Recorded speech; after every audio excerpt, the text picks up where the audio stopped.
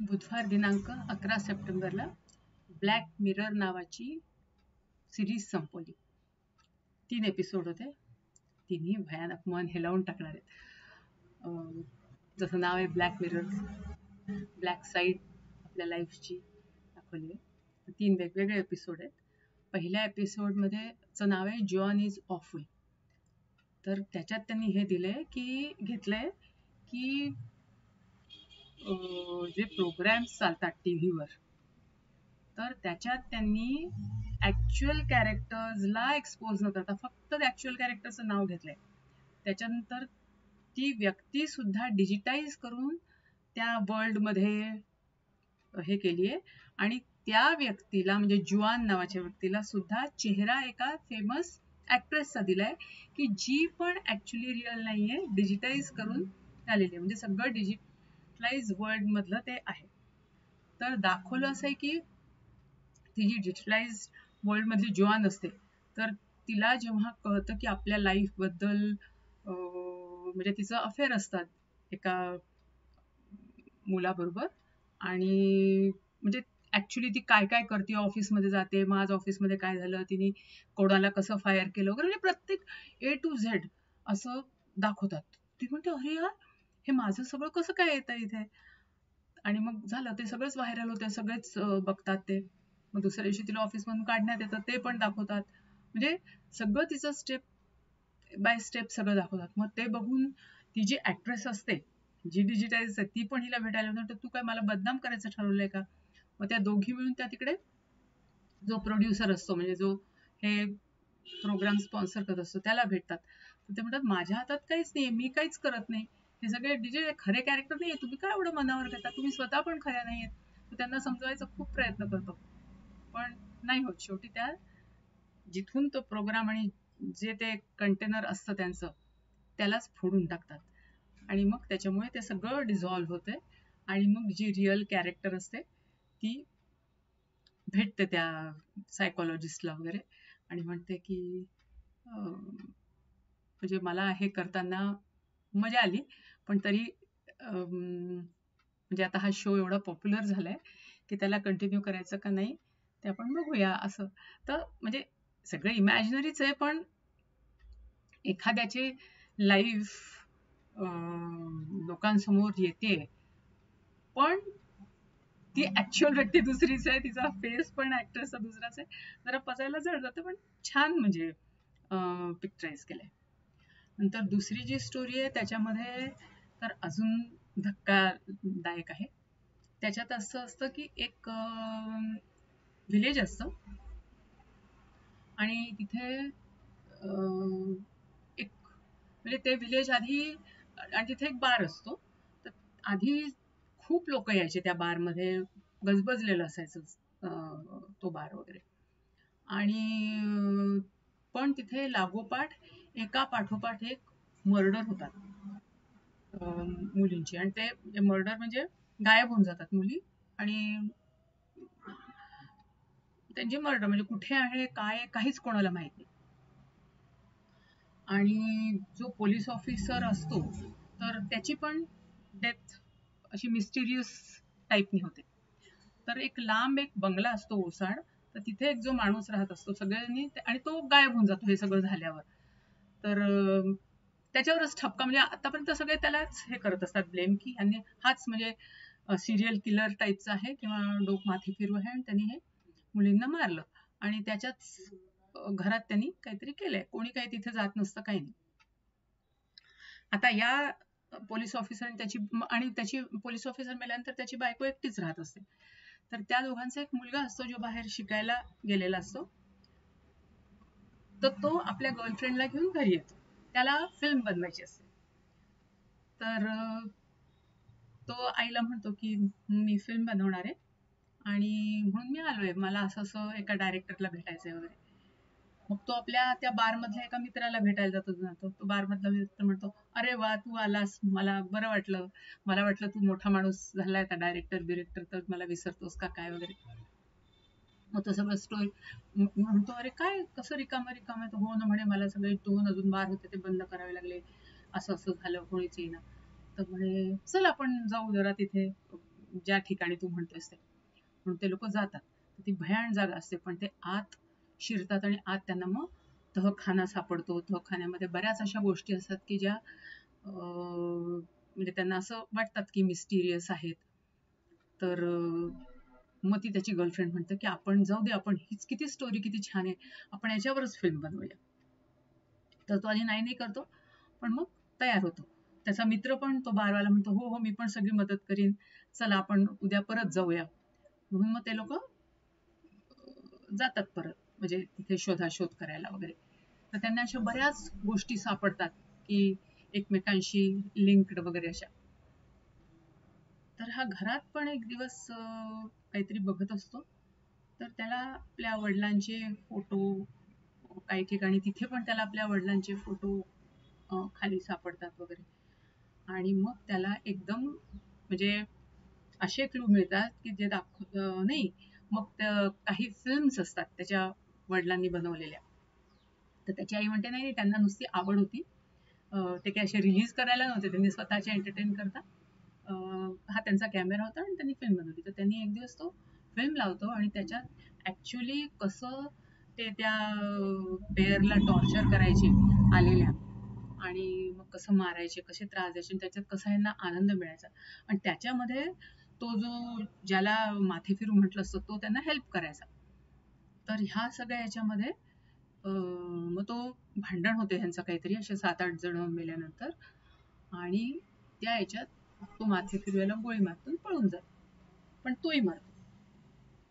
म्हणजे याची आई एकटी राहिलेली असते. पण म्हणजे ही सगळी मिस्ट्रीच असते. सगळ्यांना काय वाटतं की पोलीस हा त्या माथेफिरूच्या याच्यामध्ये गोळीमध्ये मेला, म्हणजे त्याला पकडताना तो मेलाय. पण मग ते सगळं बघितल्यावर लक्षात येते ह्याला की आपलं कुठे काय हे झालंय.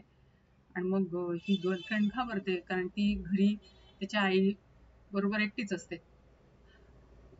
तर ही पळते तिथून आणि ह्याला फोन करते की असं असं आहे, तुझ्या आई वडीलच कल्प्रिट आहे, तर मला आता माझ्या जीवाची भीती वाटते.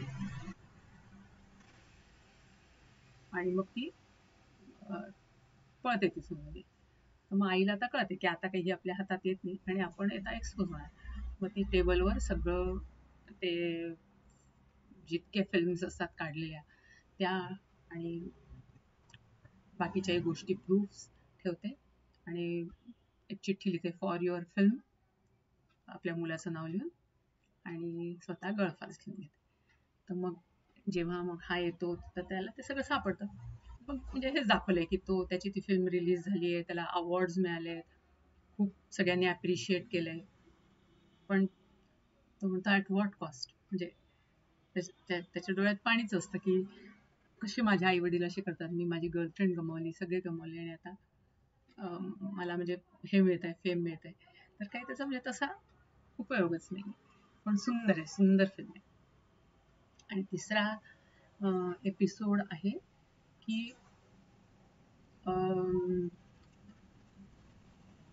क्लोन क्लोन नाही म्हणता येणार इकडे, रिप्लिका. रिप्लिका तर म्हणजे एक फॅमिली असते, नवरा बायको आणि त्यांना 2 मुलं असतात, खूप प्रेम असतं त्यांचं आपसात. आणि अजून एक फॅमिली असते, त्यांना एकच मुलगा असतो. तर मिशननी, स्पेस मिशननी ह्या दोघांना सिलेक्ट केलं असतं स्पेसमध्ये पाठवायला. पण मग घरात कोण राहणार, तर त्यांचा रेप्लिका बनवून मशीन, तो मशीन माणूस त्यांच्याबरोबर राहत असतो. आणि हे दोघं रिअली त्या स्पेस मध्ये असतात. आणि अधनमधनं फ्रायडे वीकली ते लोक येतात असतात भेटायला. तर त्यांच्या त्या कीज वगैरे सगळ्या असतात, असे कीवर्ड. तर अशा याच्यामध्ये लोक पण ओळखायला लागतात की अरे हा ह्युमन, रिअल ह्युमन नाही आहेत, हे मशीन्स आहेत वगैरे. तर लोक शेक हँड करायला आणि हे करायला बघत असतात, अरे खरंच रिअल वाटतं वगैरे, म्हणजे त्यांनाही जरा कौतुक आणि फेमस झालेले असतात. तर अशा ह्याच्यात हे जे पादरी लोक असतात, चर्च आणि हे लोक म्हणतात नाही नाही हे काय, कसं धर्माच्या विरुद्ध आहे वगैरे वगैरे वगैरे. आणि ते लोक काही लोकांना पाठवतात आणि घरात सगळं तोडफोड मारामारी करून बायकोला मुलांना मारून टाकतात. तर हा मशीनच असतो, ऍक्च्युली रिअल तो बर असतो. तर मग ह्याला खूप वाईट वाटतं, तो दुःखी होऊन जातो, त्याचं मन कशात लागत नाही. तर मग त्या दुसऱ्या मित्राला काय वाटतं, तो आपल्या बायकोशी बोलतो, तो म्हणतो की अरे यार, हा माझा मित्र एकदमच सॅड सॅड राहतो, आपण काहीतरी करूया. तर त्याला एखाद्या वेळेस मी माझ्या बॉडीमध्ये, कारण तसा तर तो येऊ शकणार नाही आता, तर त्याला मी माझ्या बॉडीमध्ये पाठवतो, बघ तुला काय त्याला करता आलं तर. तर मग हा तसंच त्याला आपल्या घरी पाठवतो. तर हा फिरतो, बायकोशी बोलतो, मुलाला बघतो, त्याला आवडतं त्याचं घर वगैरे. असं एकदा दोनदा होतं. मग तिसऱ्यांदा तो त्याच्या बायकोकडे अट्रॅक्ट व्हायला लागतो. तो घर घर त्याला आवडतं, तो तो घर पेंट करतो. तर मग त्याचा मित्र विचारतो की अरे, तू इतकं एकदाच गेलायस आणि तुला इतकं सुंदर कसं काय ड्रॉ करता आलं? तो म्हणे नाही, मी माझ्या आठवणींमध्ये जे असतं त्यांनी मी करतो, आणि मला ज्या गोष्टी आवडतात तर त्या माझ्या आठवणीत असतात. तर मी, तर तुला जर तर तो म्हणे अरे मला बनवून दे. तर तो म्हणे मी कलर छान तुला बनवून देऊ शकतो, मग तू असं कर की मी परत जातो, ऑइल पेंटनी वगैरे मी तुला ऍक्च्युली करून दाखवतो. तर असं करत तो जातो आणि पेंट वगैरे करतो. पण मग तो बायकोच्या जवळ द्यायचा प्रयत्न करतो, पण ती काही त्याला येऊ देत नाही. मुलालाही काही ते आवडत नाही, तर मुलगा पण ते पेंटिंग विस्कटवतो. तर याला ते लागतं, आणि इकडे याला ती बायको आवडलेली असते, तर तो तिचे पण स्केच इमॅजिनेशननी करत असतो. आता ह्याला वाटतं आता एकदा आपण परत तिला ट्राय करायला पाहिजे, म्हणून तो आपल्या मित्राला म्हणतो बस आता लास्ट चान्स, म्हणजे झालंच आहे म्हणे पेंटिंग, पण थोडंसं खराब झालंय, तुम्ही त्याला फक्त रिपेअर करायचंय मला, तर आता लास्ट चान्स मला दे, आणि त्याच्यानंतर मी नाही म्हणजे काही हे करणार. तर हा म्हणतो की ठीक आहे, पण तेवढ्यात त्याला ते हे दिसतात, बायकोचे स्केचेस काढलेले. तर तो म्हणतो की हे कसे काय तू? मग तो बायकोला जाऊन विचारतो. तर ती म्हणते नाही, मी बिलकुल असं काही केलं नाही. मग म्हणे त्यांनी काढलेच कसे? तर म्हणे आता मला काय माहिती कसे काढले.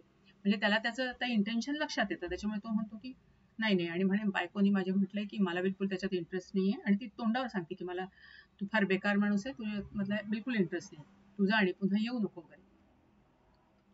तर हा तो त्याच्याशी खूपच रिक्वेस्ट केली असेल, तर हा तरी नाहीच म्हणतो, म्हणजे नाही. मग आता ह्याला जायचं तर असते, हा म्हणतो काय करायचं. तो म्हणतो की अरे बाहेर स्पेसवर काहीतरी हे झालंय, नीट कॉम्प्युटरवर येत नाही, जाऊन बघतोस का? आणि त्याला पाठवतो बाहेर स्पेसवर, आणि काहीच झालेलं नसते. आणि हा त्याची की, ते बाहेर जाताना ते सगळं घड्याळ की वगैरे काढून ठेवायचं असतं, तर हा परत त्याची की वापरून एंटर करून त्यांच्या घरी जातो.